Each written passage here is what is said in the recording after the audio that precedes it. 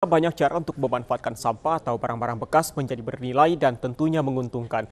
Salah satu upaya mengatasi masalah sampah adalah dengan dibentuknya bank sampah. Namun bagi sekelompok warga di Kelapa Gading, Jakarta Utara, sampah bisa jadi penghasilan tambahan.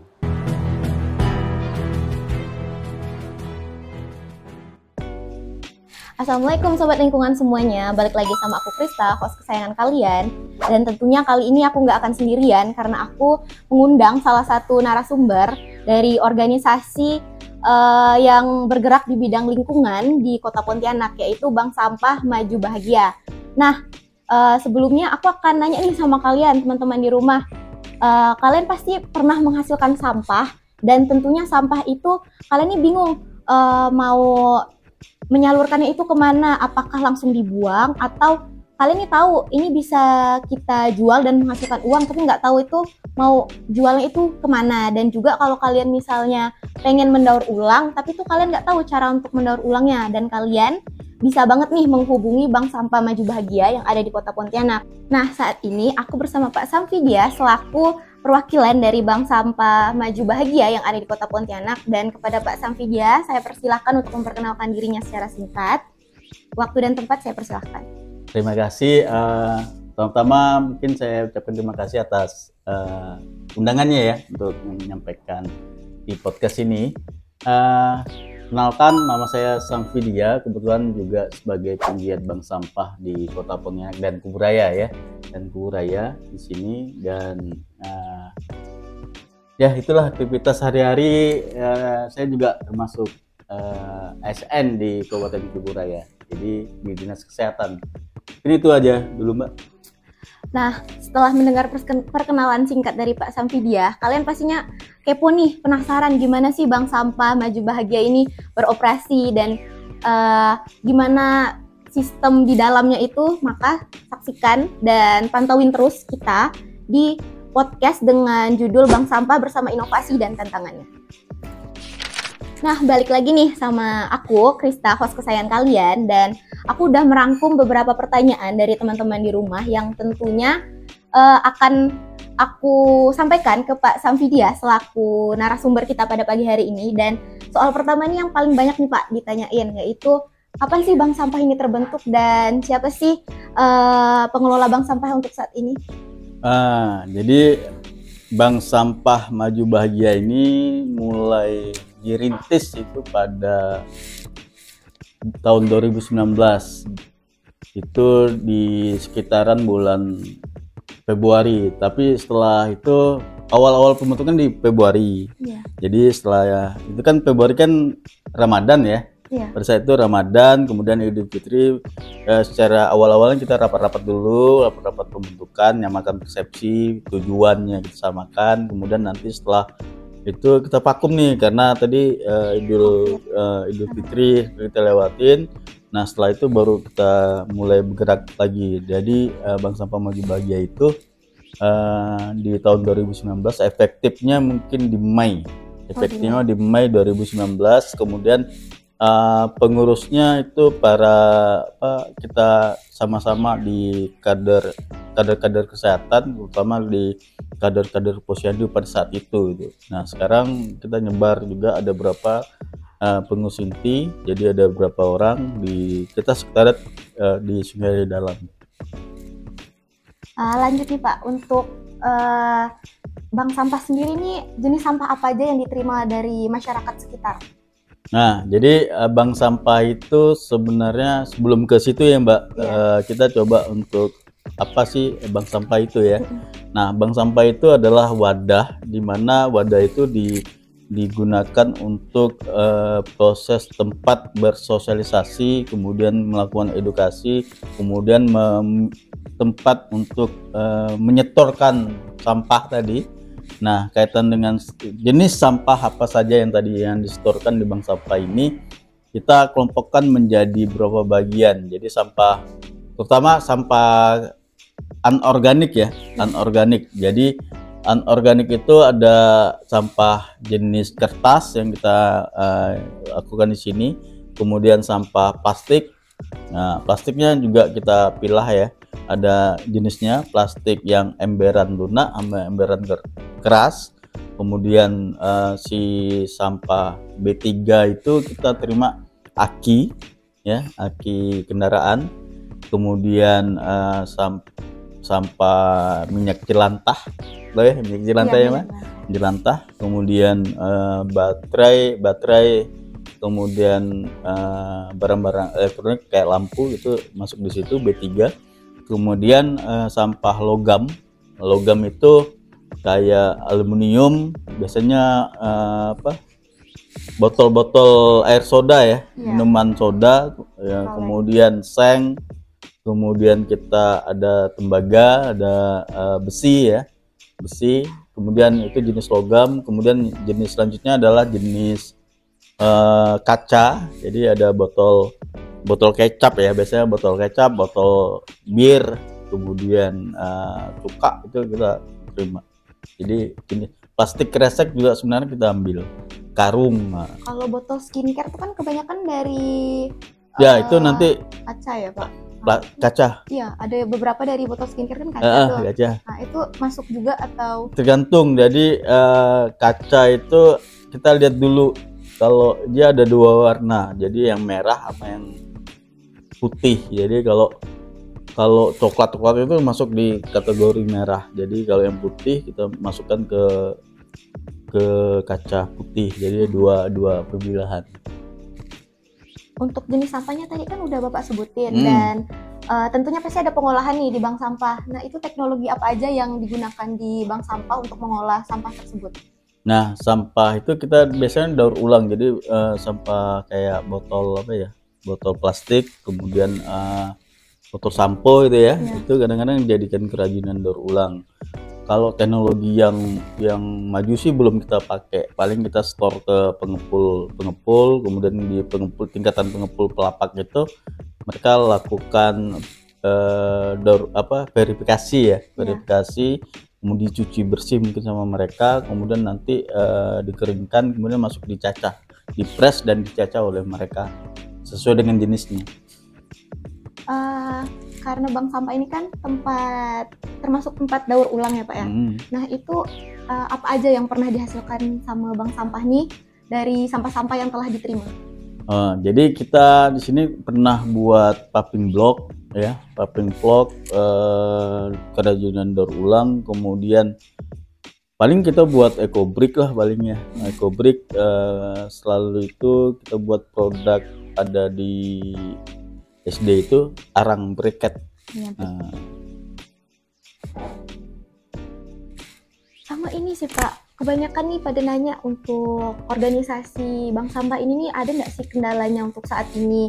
Karena kan untuk melihat zaman sekarang banyak yang acuh tak acuh lah sama lingkungan gitu, apalagi sama sampah yang ada di rumahnya sendiri. Nah, kalau bicara tentang legalitas bank sampah itu, sebenarnya bank sampah itu ada legalitasnya, itu ada dua ya, bank sampah induk sama bank sampah unit.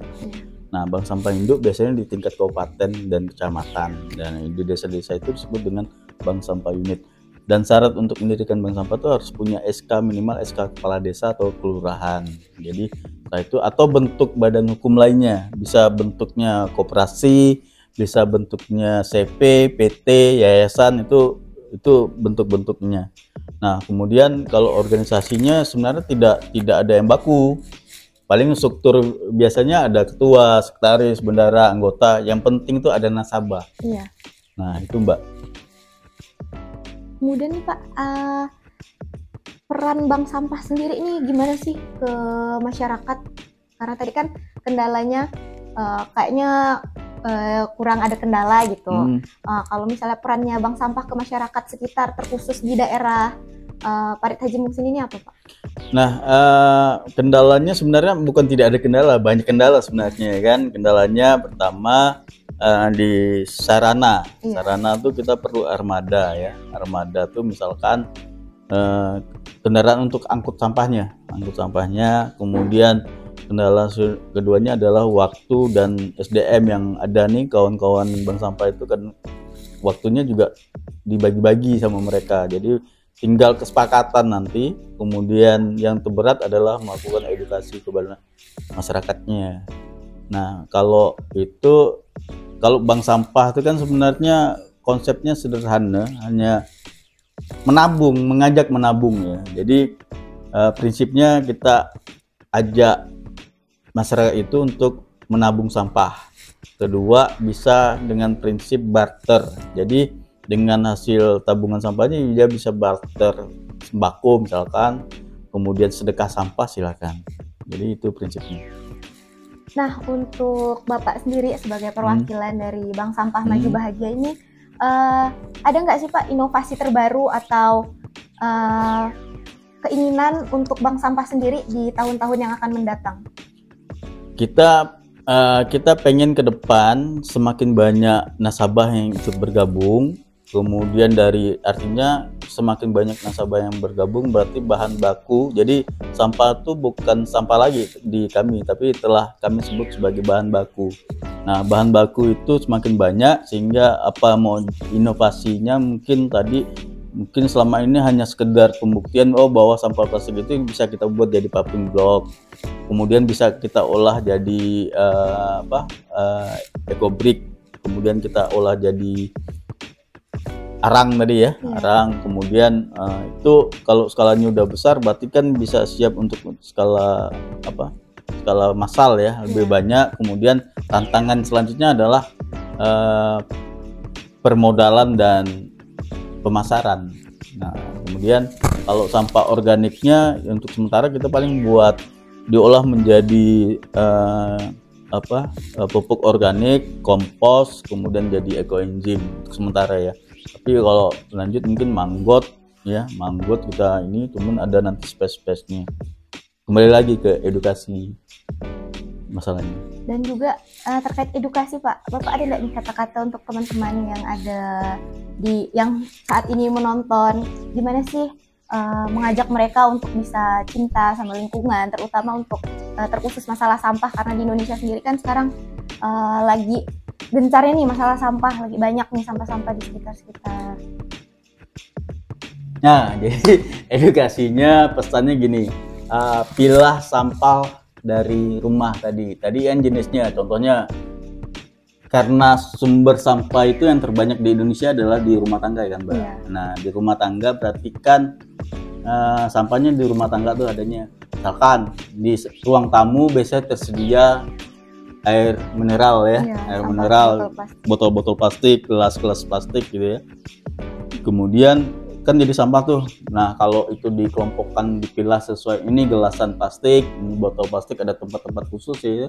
Kemudian masuk ke kamar, misalkan kamar utama tadi yang Mbak sampaikan tadi, ada kemasan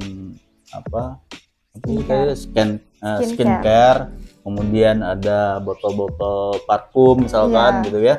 Nah, itu kan bisa dipilah, kemudian kemudian di ruang keluarga gitu kan, mungkin ada televisi, kipas angin, barang-barang elektronik yang suatu saat kan akan rusak juga kan, jadi sampah juga. Nah, kemudian ke kamar mandi, nah botol-botol tuh ya, refill, isi ulang, sampah sabun mandi misalkan, botol sampo, sabun gitu ya, pembersih, pewangi, ya itu kan ada semua tuh wadahnya, jadi ini ya, jadi sampah. Kemudian di dapur, makanan aluminium, sendok, garpu, kemudian panci, barang-barang dapur lah ya, perlengkapan masak itu kan kadang-kadang rusak, bocor atau apa, hingga diolah. Kemudian jangan lupa di rumah juga harus kita sediakan tong sampah lebih dari satu gitu ya, minimal di rumah itu tersedia sampah organik, sampah anorganik, kalau bisa tambah B3 kan. Nah, memang tersedia itu, dan diudayakanlah untuk membiasakan untuk memilah itu. Nah, sebenarnya tantangan terberatnya itu mengenal jenis sampahnya tadi itu. Kalau sudah kenal, artinya pemilihan sampahnya udah mulai baik gitu kan, sehingga proses pemilihan itu kenapa kita perlu ya, karena untuk mempermudah proses penimbangan, kemudian untuk menaikkan harga nilai sampahnya itu sendiri karena sudah sesuai dengan jenis. Kemudian karena semalam juga kita nih udah ada menyampaikan di Instagram, di sosial media Infil Regional 5, gimana sih tanggapan teman-teman di rumah terkait dengan podcast kita hari ini, dan saya menyiapkan 4 tanggapan yang cukup menarik. Yang pertama ini datang dari teman kita Muhammad Afrizal, yaitu bank sampah nih solusi efektif nih untuk pengolahan sampah. Kemudian ada dari SYAMDRN, bagus sih Min kalau dikelola benar-benar, tapi dampak positifnya juga pasti banyak nih di berbagai aspek. Kemudian ada dari teman kita Farhan, sangat menarik perhatian manusia, dan kebanyakan dari teman-teman kita mengatakan sangat menarik sih. Dan ya, kemudian tertarik lah ya. Banyak tertarik dan berharap di lokasi mereka sendiri itu ada organisasi bank sampah juga. Jadi gimana sih tanggapan Bapak terkait dengan tanggapan-tanggapan yang ada di sosial media kita? Ya, kalau saya menanggapi, pertama saya bersyukur banget gitu kan, alhamdulillah gitu, karena ternyata banyak juga yang mulai peduli gitu tentang sampah gitu ya, tentang sampah, dan tertarik dengan keberadaan bank sampah. Nah, sepakat bahwa semua yang dikatakan teman-teman tadi itu memang ini salah satu solusi yang sebenarnya jangka pendek ya, untuk itu. Yang terberat adalah melakukan edukasi tadi. Nah, kalau tadi jangan saya menghimbau tuh jangan solusinya bank sampah gitu ya. Bank sampahnya ada di mana nih, Pak? Kami bisa ikut. Jangan. Jadi jangan sekedar sampai di situ gitu kan, tapi bank sampah ini gimana sih sistemnya? Ya kalau udah tahu sistem, coba buat untuk kalau di daerahnya belum punya bank sampah, silakan untuk mendirikan bank sampah. Dimulailah dengan skala-skala kecil gitu, per gang atau per RT gitu ya, skala kecil, tapi dari teman-teman yang sudah mulai untuk ikut peduli dan ikut coba untuk mendirikan bank sampah. Jadi mulai dari situ dulu. Nah, kalau manfaat bank sampah itu tadi yang saya bilang bahwa bank sampah itu punya nilai sosial. Jadi mungkin yang selama ini mungkin tidak sering ketemu, jadi sering ketemu gitu ya, jadi ajang silaturahim. Kemudian punya nilai edukasi, mungkin masyarakat tadi ya, cara milah sampahnya, karena bank sampah udah ada, mungkin di awal-awal pengen jadi nasabah, milahnya masih jelek gitu ya. Nah, tapi setelah sering datang, milahnya udah mulai benar gitu ya, pemilahannya udah benar. Jadi ada nilai edukasi, dan anak-anak di usia dini juga mungkin tertarik, mungkin dia udah mulai, di sana ada bank sampah, jenis sampah plastik di tong sampah plastik, yang organik di tong sampah, artinya bank sampahnya udah pada tempatnya. Kemudian itu mengandung nilai edukasi ya. Nah, kemudian yang selanjutnya adalah nilai ekonomi. Jadi secara ekonomi mungkin walaupun tidak seberapa ya, bahwa sampah-sampah tadi itu punya nilai ya, walaupun dengan sistem tadi ya, menabung. Jadi kalau bank sampah itu prinsipnya mengajak masyarakat gitu menabung sampah gitu. Nah, cobalah. Jadi kalau kita tidak mulai, kan tidak tahu nih suka duka berprosesnya, kan tidak selamanya baik-baik saja gitu ya, lurus ya, lancar-lancar ya, pasti akan terjadi hambatan, masalah di situ. Jadi itulah dan orang-orangnya yang harus punya misi yang sama, tujuan yang sama, dan yang jelas dia mau, kalau bahasa Pontianak tuh sehe. Jadi itu orang-orang manfaat bank sampah. Dan dikatakan respon teman-teman tadi, ya alhamdulillah teman-teman banyak yang udah mulai care terhadap permasalahan sampah. Dan tujuan bank sampah ini juga sebenarnya mengurangi tumpukan sampah pada tempat pengolahan akhir sampah, jadi tidak jadi masalah lagi gitu kan. Dan dampak kesehatan juga dapat. Mungkin 8 pertanyaan cukup karena kita juga memiliki keterbatasan waktu. Jadi sebelumnya Bapak ada tambahan sedikit atau sudah cukup? Saya kayaknya udah cukup, dan pesan terakhir, mulailah memilah sampah dari rumah, kemudian prinsip sampahku, tanggung jawabku itu juga harus dimulailah dari sekarang, kemudian budayakan untuk menerapkan prinsip 3R tadi ya. Reuse, reduce, recycle. Jadi mungkin bisa kita terapkan prinsip 3R itu di skala rumah kita masing-masing. Mungkin sebelum menutupi perbincangan kita kali ini, aku akan menyampaikan sedikit beberapa poin penting. Yang pertama itu bank sampah berdiri pada bulan Februari 2019 dan efektifnya itu berjalan pada bulan Mei 2019. Dan sampah apa aja yang dihasilkan itu ada sampah anorganik, sampah organik, dan juga sampah B3. Kemudian teknologinya ini masih secara tradisional atau bisa dibilang menggunakan 3R, reduce, reuse, dan recycle. Kemudian untuk hasil inovasi daur ulangnya itu seperti yang kita ketahui itu ada eco-brick, paving block, dan juga tadi ada eco-enzim Pak ya. Kemudian untuk kendalanya sendiri itu yang pertama karena dari Pak Samfidianya juga seorang ASN atau masih bekerja di pemerintahan, keterbatasan waktu itu menjadi salah satu poin penting. Kemudian untuk sarana pengangkutan sampah, karena mungkin tidak banyak masyarakat yang punya seperti TOSA gitu kali Pak ya. Kemudian untuk peran bank sampahnya ini juga sangat penting untuk masyarakat sekitar, karena kebanyakan untuk saat ini masyarakat itu kan bingung untuk memilahnya tuh bagaimana, karena juga kurangnya edukasi. Kemudian untuk ajakan bank sampahnya sendiri untuk ke masyarakat itu pastinya untuk di rumahnya sendiri itu bisa memilih dengan memilih sampah sesuai dengan jenisnya seperti anorganik, sampah organik, dan juga sampah B3. Mungkin itu aja poin penting yang dapat aku sampaikan.